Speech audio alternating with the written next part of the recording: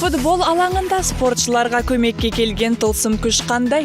Жонглерлік әдіспен сусын құйып көрдіңіз бе? Бүгін Шымбұлақ шатқалында ерекше сайыс өтті. Регина қазақстандық Виагра аталып кеткен амуажды неге тастап кетті? Жұлдызбен табынушы арасындағы қарым-қатынастың соңы немен аяқталады? Үнді киносынан көрермен көңілін құлазытып, жыланқан дертен тұратын сахналарды енді көрмейміз. Сәлем достар, эфирде ревью бағдарламасы. Соңғы кездері актерлік мансабында жолы болмай жүрген Бен Стиллер елді өзіне қаратудың жаңа тәсілін ойлап тапты. Әзілкеш Валентиноның соңғы топтамасын ұсынып, сән сахнасына шықты. Көрсетілімге жиналған қауым жағасын ұстап, таңданысын жасыра алмады. Оуэн Уилсон мен Бен Стиллерді көрсетілімге шақырған дизайнерлердің мұндай қадамға не үшін барғандықтары түсініксіз. Десек те қос актер дегендеріне жетті. Екеуінің сән сахнасындағы жүрісін тамашалау үшін жиналған көрермен орындарынан атып тұрып, қошаметке бөледі. Залдағы мырс-мырс күлкі ұзақ уақыт басылмады. Бұл әйгілі әзілкештің мансабына нүкте қою әлі ерте дегенді білдіреді. Кейін бұл шоудың мақсаты да белгілі болды. Осылайша жұлдыздар «Образцовый самец» 2 атты комедияның бастамасына қолдау көрсеткен көрінеді. Шанель көрсетіліміне жиналған қауымда көңілді отырды. Бұл жолы Лагерфельд сахнаның төріне ішімдікке толы бар орнатты. Топтаманы көрсетіп болған сәнбекелер сол жерде сусын ішіп, әңгіме дүкен құрып жатты. Сондай-ақ шоуда Карлдың сүйікті модельдері Кендалл Дженнер мен Кара Делевин де болды. Лагерфельд әрқашанда ойының отқырлығымен ерекшеленген жан. Мұндай идея тек оған тиесілі. Коко Шанельдің биылғы көрсетілімі дәстүрлі твитпен ұстамды стильдегі көйлектермен шектелді. Ескі сәнді ұстанған дизайнерлер топтаманы заманауи үлгіде өңдеп ұсынған.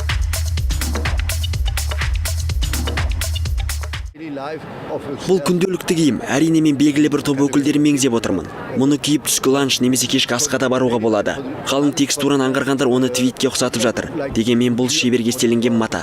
Қазір Шанельдің әйгілі твиді кез келген дизайнердің топтамасынан көрініп жүр. Валентина болса әзілкеш әртістермен театрландырылған сахналық көріністерден бас тартты. Үлбіреген мөлдір матадан тігілген көйлектер кеш қонақтарын романтикалық көңіл күйге жетеледі. Оны көрсетілімнен алған әсерімен бөліскен Сальма Хайектің үлпілдеген кіршіксіз деген теңеулерінен аңғаруға болады. Сүйікті командаңның қарсыластар қақпасына гол соғылған сәттегі сезімге не жетсін? Дегенмен бұл оңай шаруа емес екен анық. Қайрат футбол клубының экс-бапкері голды қарша боратудың жаңа әдісін ұсынды. Теңбілдоп шеберлері жақсы ойын өрнегін көрсетіп жатса, бөрігімізді аспанға атып қуанатынымыз сөзсіз. Дегенмен жақсы көрсеткіш мықты мотивацияның нәтижесі, дейді Владимир Гулямхайдаров. Футбол саласында 35 жылдық тәжірибесі бар бапкер құраманың жоғары деңгейде өнер көрсетуіне ықпал ету үшін жылы сөйлеу керектігін алға тартты. Бапкер әрдайым керекті сөздерді тауып, спортшылардың сенімдеріне берік болуына септігін тигізу керек. Команданың әрбір ойыншысы жақсы нәтижеге қол жеткізуге шабыттандыра білуі тиісті. Футбол алаңындағы ойынды қадағалаған сәтте пайда болатын толқу мен ашу сезімін іште жасырып қалу мүмкін емес. Мұндай эмоцияға белгіштердің бірі Жозе Мауриньо.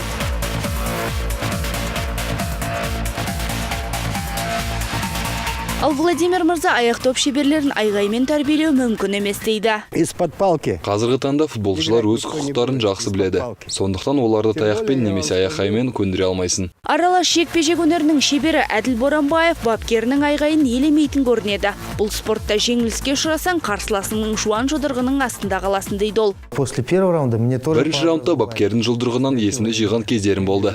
Сол сәтте оның бұл әдісі маған ұрыс алаңына қайта оралуға көмектесті. Біреулерді таяқпен тәрбиелеп айғайдың астын алсаң да елемейді, ал екіншілері сөздің қадырын түсініп өз қателіктерін мойындап ендігәрі ескертуде жасатпайды. Сондықтан Гулямхайдаровтың ұсынған мотивация әдісі барлығына жаппай септігін тигізеді деп ойландыратын нәрсе. Әдема Сейфулла, Руслан Намирлан Абдуалиев, ревью жаңалықтары. Олимп шыңын 2 мәрте бағындырған 4 дүркін әлем чемпионы атанған Илья Ильинге 2016 жылы болатын Олимпиадаға дайындықты осы бастан күшейту керек. Өйткені біраз уақыт спорттан қол үзген оның басты қарсыласы зілтеміршілер алаңына қайта оралған жайы бар. Ол кім екен деп тағатсыздана күтіп отырған көрермендерге келесі сюжетіміз арқылы жауап беретін боламыз. Ауыр атлетикадан биік шыңдарды бағындырып жүрген Илья Ильин кезекті Олимпиадаға дайындығын тез арада одан бетер шыңдау керек. Неге десеңіздер, спортшының салмағында бақ сынайтын бәсекелес табылды. Яғни 105 келіде өнер көрсететін ресейлік зілтемірші Дмитрий Клоков спорттағы біраз уақыт үзілістен кейін білектілер додасына қайта оралды. Ресейлік ауыр атлет Дмитрий осы уақытқа дейін Бейжің Олимпиадасында күміс жүлдегер атанып, әлемнің 2 дүркін жеңімпазы болған. Ал 2012 жылы Лондонда өткен байрақты бәсекеге жарақатына байланысты қатыса алмаған екен. Ол 3 жылдық үзілістен кейін мансабын қайта жалғастыруды шешім қабылдаса керек. Қазіргі таңда 2016 жылы Риода өтетін Олимпиада ойындарында өнер көрсетуге белін бекем буып отыр. Сондықтан біздің еліміздің атынан Илья Ильин бақ сынайтын 105 келі салмақ дәрежесіндегі бәсеке Рио-де-Жанейрода қызыққа толы болайын деп тұр. Әйгілі футболшы Криштиану Роналду бұқаралық ақпарат құралдарының өкілдеріне сұхбат бермеуге шешім қабылдады. Оның мұндай қадамға баруына наурыздың 10 күні Мадридтің Реал клубы мен немістің Шальке командасының арасындағы өткен кездесудегі сәтсіздік себеп болса керек. Роналду өзінің алаңдағы әріптестеріне қатты ренжулі екен. Десек те осы кездесуде қарсылас команданың қақпасына 2 гол соғып, Еурокубок турнирлерінің тарихында үздік шабуылшылардың тобын бастап тұр. Спорт жаңалықтарының топтамасын былғар қолғап шебері Қанат Исламға қатысты ақпарат жалғастырады. Ресейдің бокс пен жекпе-жек саласының сарапшысы Сергей Завилейский қазақстандық боксшының промоутерін сынға алған көрінеді. Оның айтуынша Қанатқа жетекшісі қарсыласты дұрыс таңдамаған, яғни әлсіз боксшыға таңдау түскен дегенді алға тартып отыр. Сондықтан промоутерді ауыстырудың уақыты келгенін жеткізді. Сарапшы Сергейдің сөзіне сенсек, мұндай қарқынмен Қанаттың жоғары нәтижелерге қол жеткізуі екіталай. Естеріңізге сала кетсек, отандасымыз 23 наурыз күні колумбиялық Карлос Кальвамен жұдырықтасатын болады. Серік Қазаязбаев, ревью жаңалықтары. Бармен болу үшін 4 жыл университет қабырғасында білім алудың қажеті жоқ. Есесіне бұл кәсіптің арқасында бір шама қаражат табу оп-оңай. Ол үшін сусын құюдың қыр-сырын меңгеріп шоу көрсетсеңіз болғаны. Бармен бұл мамандық мәлде хобби ме? Дәл осы кәсіп иесі атана жүріп қанша қаражат табуға болады? Барменнің жасы нешеде болу керек және оның қандай адами қасиеттері болу керек? Бүгінгі сюжетте осы тақырыптарды талқылайтын боламыз. Біздің көзіміз үйренгендей бармен жас жігіттерге ғана тән кәсіп емес. Мұны саналы ғұмырының басым бөлігін осы іске арнаған Питер Доррелл дәлелдеді. Оның жасы бүгінде 70-тің 5-еуін алқымдап қалған. Бірақ Питер әлі күнге Ұлыбританияның корольдік отбасының жеке бармені қызметін атқарады. Бұл қағидамен алматылық бармендер де келісіп отыр. Бұл кәсіппен айналысу жас талғамайды. Оны шебер атқара білу қалтаны да қалыңдата түседі екен. Бұл кәсіпте айлық жалақы 150 мың теңгеден бастап 300 мыңға дейін жетеді. Вадимнің айтып отырғаны тек қана жалақы сомасы. Бұған шай-пұлды қосыңыз. Кәсіби бармен болсаңыз, осы сында шараларда сайысқа түсуге болады.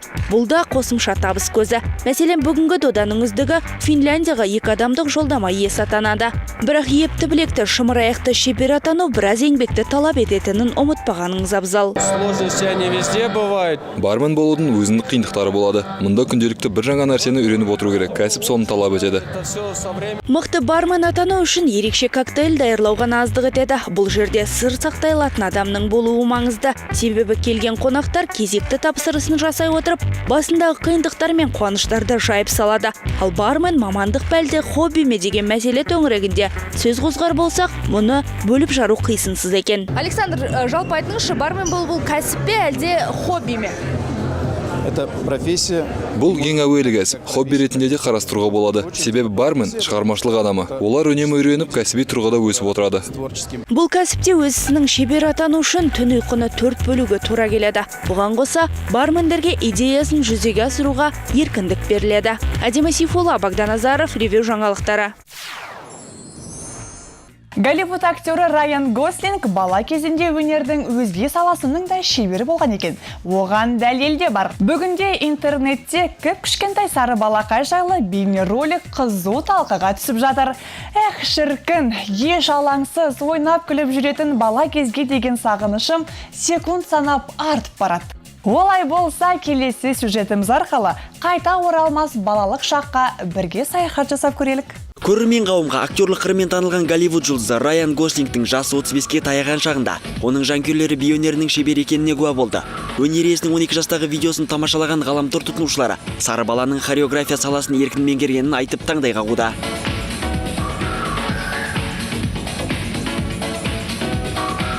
Бұл бейнероликтің әлеуметтік желіге жүктелгеніне аз ғана уақыт болса да, сол мерзім аралығында 40 мыңға жуық адам тамашалаған екен. Ал актер дәл осы видео жайлы өзінің әлеуметтік парақшасында "Мен танымалдылыққа 12 жастағы ие болған екенмін ғой" деп қалжыңдаған көрінеді. Бұл бейнетаспа 1992 жылы түсірілген болып шықты. Сондай-ақ Райан Гослинг роликті интернетке жүктеген жандарға өзінің алғысының шексіз екенін жеткізген.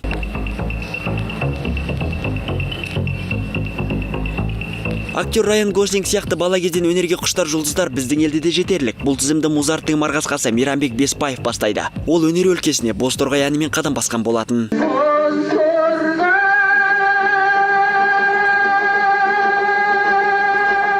Бұл топтамаға қатысты танымалдар толастар емес. Енді кезекте әнші Әлішер Кәрімов өнер иесінің 1998 жылы таспаланған мына видеосын көргенде көрмегенде көрермендер бар. Олай болса, бала Әлішердің әнін бірге тамашалап көрелік.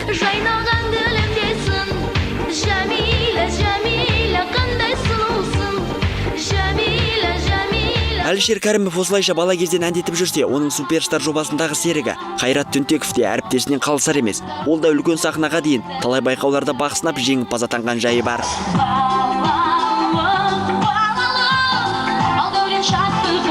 Қайрат Түнтеков бұл видеода 16 жаста екен. Жоғарыдағы өнерпаздардың бала кездегі жетістігін қазіргі таңда Виолем тобында ән салып жүрген Ерден Жақсыбаев жалғастырады.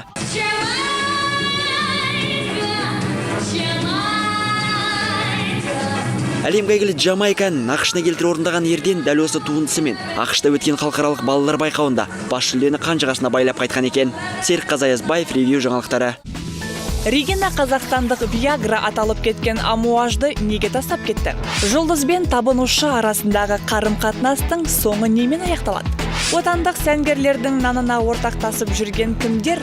Үнді киносынан көрермен көңілін құлазытып, жыланқан дерден тұратын сахналарды енді көрмейміз.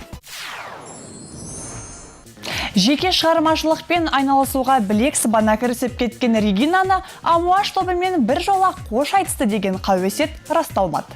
Ол ұжымнан кетпейді. Бірақ оның өмірі мен өнерінде бір шама өзгерістер орын алыпты. Регина енді футбол алаңы мен сахнаның ортасында жүрмек.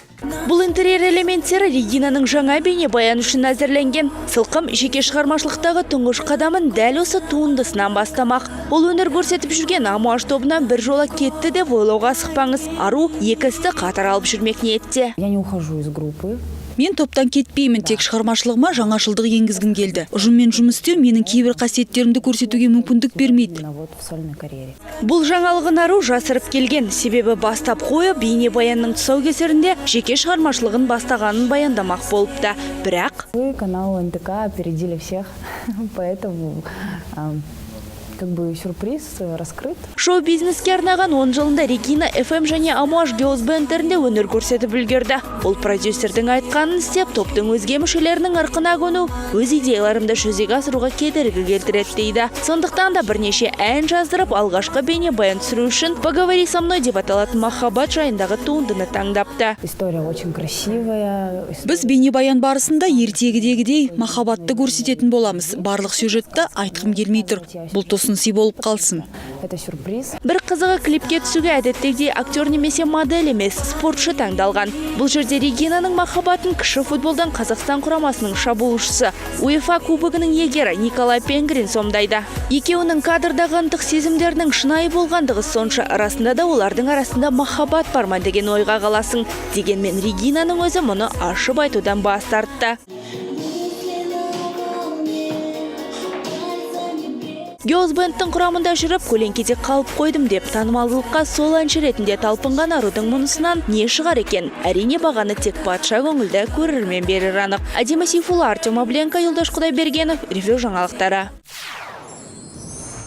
Басымнан өткен бір оқиғаның бірнеше рет қайталауынан әбден шаршадым. Мысалы, бір жігітпен таныссам, соңында тек дос болып қалуға ғана шешім қабылдай берем. Ал ол болса маған барлық жағдайды жасауға дайын. Бірақ осындайда әттең, жүрегім жалғыз деген өлең жолдары еріксіз еске оралады. Мұндай оқиға жұлдыздар мен олардың табынушыларының арасында да жиі орын алады екен. Оны өздері айтып берсін. Ел алдында өнер көрсетіп, танымалдылыққа ие болған жұлдыздарымыздың жанкүйерлері болуы заңдылық. Десек те әншілер қауымы табынушыларының арасында әртүрлі ыңғайсыз жағдайларға тап болып жатады екен. Олай болса өнер иелерінің басынан кешкен оқиғалар мен табынушымен қарым-қатынас түзудің жолдарын әншілерімізден сұрап көрген едік. Әнші Анастасия Росошанскаяның мұндай оқиғалар өнерінен гөрі өмірінде, яғни жеке басында көп орын алатын көрінеді. Бірақ шылқым тығырықтан шығар жолдың бірнеше әдіс тәсілін үйреніп алған екен. Соның бірін өз аузынан естіп көрелік. Если вы не хотите продолжать общение с человеком, Егер сіз сол адаммен қарым-қатынасты әрмен қарай жалғастырғыңыз келмесе, онда екі жаққа да қиындық туғызбай бірден қоштасу керек. Сәл уақыт өткен соң ал адамның өзі де бұл шешімнің дұрыс екенін түсінетін болады.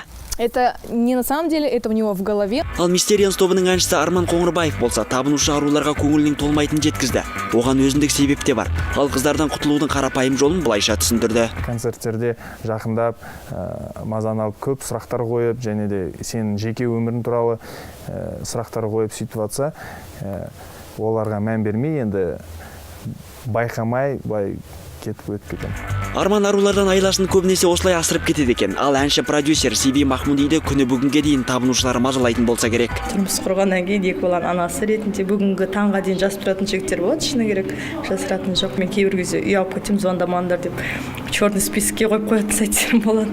Сивидің сөзіне сенсек, ол бұл оқиға жайында ешбір жанға тіс жармаған. Тіпті өзінің жары да бейхабар екен. Ол кісіге білдіртпеуге тырысам, бірақ біліп жатса, соны түсіндіріп айтамын өзіне. Жұлдыз бен жанкүйер арасындағы қарым-қатынастың нәтижесі осындай оқиғаларға әкеліп соғатын көрінеді. Мазалап күн көрсетпей жүрген табынушыларын жарғылып алған жұлдыздарымызда баршылық. Бірақ бес саусақтың бірдей емес екенін де есте сақтаған жөн. Серік Қазаязбаев, Ғани Қалуов, Ерлан Абдуалиев, ревью жаңалықтары. Соңғы уақытта дизайнер болу өзіндік трендке айналған сынды. Отандық сән индустриясы күн санап жаңа есімдермен толығуда. Аталмыш салада ойып тұрып өзінің орнын тапқан дизайнерлер өкшелеп келе жатқан кейінгі толқын олардың табысына ортақтасып отыр деген кінә тағуда. Оқиғаның мән жайын келесі бейнесюжеттен біле аласыздар.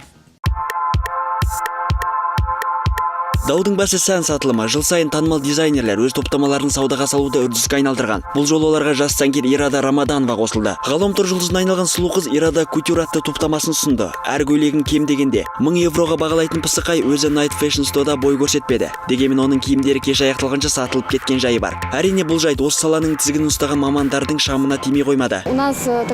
Қазіргі таңда біздің сала енді дамып келе жатыр. Барлығымызға орын жеткілікті ғой. Дегенмен дарынсыз сәнгерлерде өз сатып алушысын тауып жатыр. Бұл мәселеге Леонид Жеребцов та ашынды. Бірден айтайын, мен миллионер емеспін. Мен осындай сатылымдардан қызметкерлерінің жалақысы мен жалға алатын орнымның ақшасын шығарып алып, одан қалған табысты қайта бизнесіме құйып отырамын. Дегенмен сәнгерлердің нанына ортақтасып, ойламаған жерден қалтасын қампайтқысы келетін дизайнер сымақтар да аз емес. Фэшн саласында дарынсыз тек оңай жолмен ақша табуды көздейтіндер көбейіп барады деп. Дабыл қаққандар арасында сәнгер Тамара Ламанукаева да бар. Если ты открыл бутик один и второй, то Бір-екі бутикті ашып алып, әпсетте миллионерлердің қатарына қосыламын дейтіндердің сөзі бос сөз. Қаражат әрдайым айналымда жүру керек. Қаражат демекші дизайнерлеріміз бұл сән сатылымынан құр қол қайтты.